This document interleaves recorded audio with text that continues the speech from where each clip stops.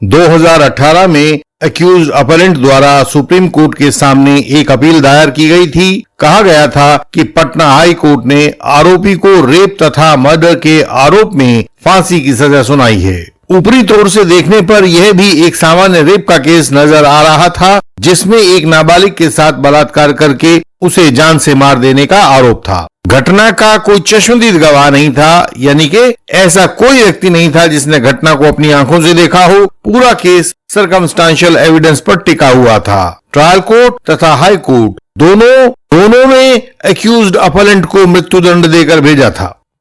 जब इस केस को विस्तार से जानेंगे तो आप यह देखकर भयभीत हो जाएंगे कि सरकारी वर्दी पहने हुए लोग किस प्रकार से कानून के कपड़े में लपेटकर लोगों का जुडिशियल मर्डर कर रहे हैं। अफसर, कोर्ट कचहरी सब गूंगे और अंधे बनकर केवल फाइलों को निपटाने में लगे हुए हैं, जबकि असलियत यह है कि इन फाइलों के नाम में जीते जागते इंसानों को निपटाया जा रहा है। कानून लागू करने वाले इन सम्राटों के कार्य को देखकर हम सब का हृदय दहल जाता है। इस केस में आरोपी ने सुप्रीम कोर्ट के सामने ये वाले 9 आधार रखे थे कि देखिए साहब, मैं बेगुनाह हूं, और नीचे वाली दोनों कोर्ट्स ने अपने अपने जजमेंट्स में कानून का पालन नहीं किया है।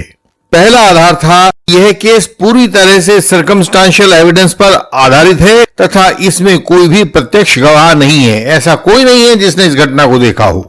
दूसरी बात कही थी कि गिरफ्तारी के बाद भी आरोपी का अंडर सेक्शन 53A CRPC कोई मेडिकल एग्जामिनेशन नहीं करवाया गया था, जबकि यह कानूनी रूप से करवाया जाना अनिवार्य था। तीसरी बात कही थी, पुलिस आयोग के द्वारा की गई इन्वेस्टिगेशन में जो सबूत आरोपी के पक्ष में आए थे, जिनको एक्सकल्पेटरी एविडेंस कहते हैं, उनको केस फाइल के रिकॉर्ड पर नहीं रखा गया था। हम अपने व्यूअर्स को बता देना चाहते हैं कि हम जल्दी ही एक वीडियो इस विषय पर लाना चाहते हैं कि यह एक्सकल्पेटरी एविडेंस क्या होता है और इसे रिकॉर्ड पर लगाना कानूनी रूप से अनिवार्य क्यों होता है, क्योंकि यह आरोपी के पक्ष की चीज है और उसे बरी कराने में बहुत सहायता करता है।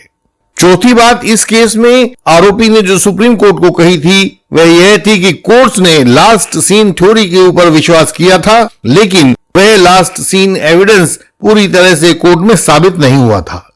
पांचवी बात थी, घटना के समय आरोपी का कंडक्ट कभी नहीं जांचा गया, और हमने भी अपनी अनेक वीडियोस में आपको यह बार बार बताया है कि सेक्शन 6, 7, 8 इंडियन एविडेंस एक्ट के तहत आरोपी का कंडक्ट एक रेलिवेंट फैक्ट होता है। वही सुप्रीम कोर्ट के सामने भी यहां आरोपी ने अपने केस में कहा। छठी बात उन्होंने कही कि जो सह आरोपी था, को एक्यूज्ड प्रीतम तिवारी था, उसके कबूलनामे को इस एक्यूज्ड अपेरेंट के खिलाफ नहीं पढ़ा जा सकता है।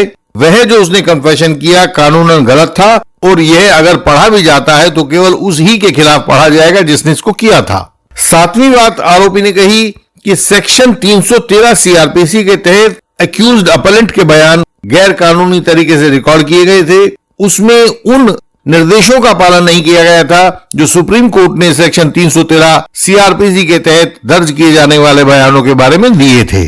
आठवीं बात आरोपी ने जो आर्ग्यू की थी वह यह थी कि ट्रायल कोर्ट और हाई कोर्ट दोनों के जजमेंट बिल्कुल गलत तरीके से लिखे गए थे, जिनमें कानून की बुनियादी जरूरतों का भी ध्यान नहीं रखा गया था। नवीं बात जो उन लोगों ने कही थी, एक्यूज्ड अपेरेंट ने अनेक लोगों के एफिडेविट के आधार पर एक रिपोर्ट इन कोर्ट्स के सामने प्रस्तुत की थी, जिनमें उन आधारों का जिक्र किया गया था कि आरोपी को सजा क्यों नहीं दी जानी चाहिए। उस रिपोर्ट पर किसी भी कोर्ट ने, ना ट्रायल कोर्ट ने ना हाई कोर्ट ने बिल्कुल ध्यान नहीं दिया था, और यह गैर कानूनी बात थी। कुल मिलाकर यह कहा जा सकता है कि एक्यूज्ड अपेरेंट का पक्ष यह था कि मेरे खिलाफ जो भी फैसले लिखे गए हैं, जिनके आधार पर मुझे दोषी ठहराया गया है, वे पूर्णतः गैर कानूनी हैं, जिनका कानून में कोई आधार नहीं है। केस का नाम था Munna Pandey versus state of Bihar. यह क्रिमिनल अपील नंबर 1271 और 1272 दो अपीलें थी, 2018 की थी, जिन्हें 4 सितंबर 2023 को justice BR Gavai, justice JB Pardiwala और जस्टिस प्रशांत कुमार मिश्रा की बेंच ने डिसाइड किया था। इंडियन लीगल सिस्टम के पास झूठे गवाहों को तोड़ने के बहुत सारे कानूनी औजार हैं। बिना झूठे गवाहों को तोड़े आप फॉल्स एलिगेशन पर विजय नहीं पा सकते हैं। बाद में जीवन भर पछताते रहने से अच्छा है कि झूठे गवाहों को तोड़ने में इंडियन लीगल सिस्टम की विशेषज्ञता का सहारा लिया जाए। इंडियन लीगल सिस्टम के मेंबर बने और यह सहायता पाएं। सुप्रीम कोर्ट ने पूरे केस के रिकॉर्ड का अध्ययन किया। 1 जून 2015 को जब पीड़िता की ढूंढ चल रही थी कि वह कहां गई, तो गांव वालों ने फूचन पांडे से घर का ताला खोलने के लिए कहा। उसने बताया कि चाबी तो आरोपी मुन्ना पांडे के पास है। आरोपी मुन्ना पांडे को मारा पीटा गया और उसकी चाबी ले ली गई, लेकिन जब ताला खोला गया तो दरवाजा भीतर से बंद था। भीतर प्रीतम बैठा हुआ था। लोगों ने उसको पीटा तो उसने मुन्ना पांडे की खाट के नीचे से मृत पीड़िता की लाश बरामद करवाई। लोगों ने फूचन पांडे को, मुन्ना पांडे को और प्रीतम को मारना शुरू किया तो पुलिस के सामने प्रीतम बोला कि उसने, यानी कि प्रीतम ने और मुन्ना ने मिलकर यह अपराध किया था। यही वह कन्फेशन था जिसके बारे में आरोपी ने कहा था कि वह सह आरोपी के द्वारा किए गए कन्फेशन के आधार पर दोषी नहीं ठहराया जा सकता है। यह गवाही सुनकर ट्रायल कोर्ट ने प्रीतम को नाबालिग होने के कारण जुवेनाइल जस्टिस बोर्ड के सामने मुकदमा चलाने के लिए भेज दिया। जुवेनाइल जस्टिस बोर्ड ने प्रीतम को 3 साल के लिए सुधार गृह भेज दिया था। यहां मुन्ना पांडे के केस में ट्रायल कोर्ट ने आरोपी मुन्ना को मौत की सजा सुना दी। अपील किए जाने पर हाई कोर्ट ने सजा को कंफर्म किया और अंततोगत्वा केस सुप्रीम कोर्ट के सामने आया।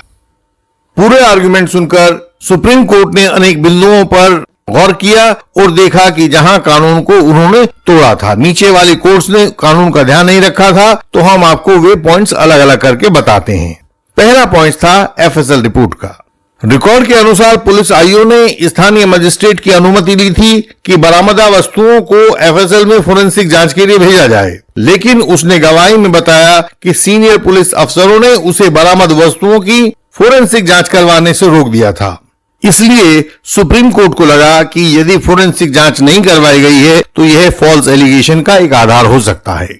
सुप्रीम कोर्ट ने अगला बिंदु यह देखा कि जिन आरोपियों को सेक्शन 376 आईपीसी के आरोप में पकड़ा जाता है उन्हें अनिवार्यतः सेक्शन 53 और सेक्शन 53A सीआरपीसी के मुताबिक मेडिकल परीक्षण के लिए ले जाना होता है। लेकिन इस वर्तमान आरोपी अपलेंट को, मुन्ना पांडे को, कभी भी मेडिकल परीक्षण के लिए नहीं ले जाया गया, यानी कि पूरे ट्रायल में कहीं भी उसका कोई मेडिकल परीक्षण हुआ ही नहीं। सुप्रीम कोर्ट ने अपने एक बहुत ताजा फैसले में, जिसे कहते हैं Chhutko versus state of Uttar Pradesh 2023 6 SCC 742 का हवाला दिया। इस फैसले में सुप्रीम कोर्ट ने बिल्कुल स्पष्ट रूप से कहा था कि जिन केसेस में पीड़िता जीवित ना हो, चश्मदीद गवाह ना हो, उन केसेस में मेडिकल साक्ष्य बहुत महत्वपूर्ण हो जाता है, क्योंकि पूरा का पूरा एविडेंस सर्कमस्टेंशियल एविडेंस हो जाता है। यदि प्रोसिक्यूशन मेडिकल साक्ष्य को रिकॉर्ड पर प्रस्तुत नहीं कर पाता है तो इससे प्रोसिक्यूशन के ऊपर संदेह के बादल छा जाते हैं, और ऐसा ही इस केस में भी था। इसमें इस आरोपी मुन्ना पांडे का कोई मेडिकल एग्जामिनेशन कभी हुआ ही नहीं, उसका कोई मेडिकल साक्ष्य रिकॉर्ड पर कभी बना ही नहीं। इसके बाद सुप्रीम कोर्ट ने सेक्शन 313 के तहत आरोपी के बयान दर्ज किए जाने को लेकर भी आपत्ति जाहिर की। कोर्ट ने कहा कि यह रेप व मर्डर का केस था, असंख्य परिस्थितियां रिकॉर्ड पर लाई गई थीं, लेकिन जब सेक्शन 313 सीआरपीसी में आरोपी का कथन रिकॉर्ड किया गया तो कुल मिलाकर 4 सवाल पूछे गए थे और वो ये वाले थे। पहला सवाल, क्या तुमने गवाहों के बयान सुने हैं? दूसरा सवाल, तुम्हारे खिलाफ गवाही है कि 31/5/2015 को तुम पीड़िता को टीवी दिखाने के बहाने अपने घर ले गए व अपराध कारित कर दिया। तीसरा सवाल था, तुम्हारे खिलाफ गवाही है कि उसके बाद तुम अपने घर पर ताला लगाकर मौके से फरार हो गए। चौथा सवाल था कि तुम्हारे खिलाफ गवाही है कि तुमने प्रीतम के साथ मिलकर इन अपराधों को किया है। इन सवालों पर तुम्हारा क्या कहना है? सुप्रीम कोर्ट ने अपने पुराने फैसले Sharad Birdhichand Sarda versus state of Maharashtra 1984 4 SCC 116 के पैरा 145 में बिल्कुल साफ साफ लिखा है। सेक्शन 313 सीआरपीसी के तरीके के बारे में बताया है। उसमें लिखा है कि आरोपी के खिलाफ आई हुई प्रत्येक परिस्थिति को आरोपी के सामने रखा जाना अनिवार्य है। यदि कोई परिस्थिति आरोपी के सामने नहीं रखी जाती है तो उस परिस्थिति के आधार पर आरोपी को दोषी नहीं ठहराया जा सकता है। यहां अनेक परिस्थितियां आरोपी के सामने नहीं रखी गई थी, जैसे कि उसने घर की चाबी देने से क्यों मना कर दिया था, इस पर आरोपी से कभी पूछा ही नहीं गया।